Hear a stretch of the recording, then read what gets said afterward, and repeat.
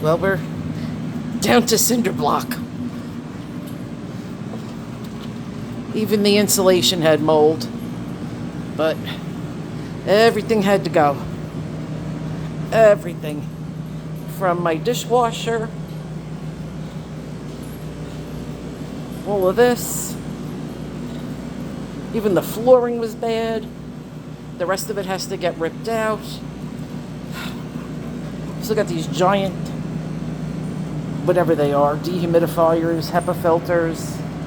But yeah, this is the state of my kitchen. We're down to cinder block.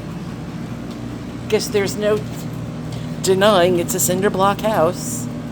But yeah, that's my kitchen. Started with my collapsing stove.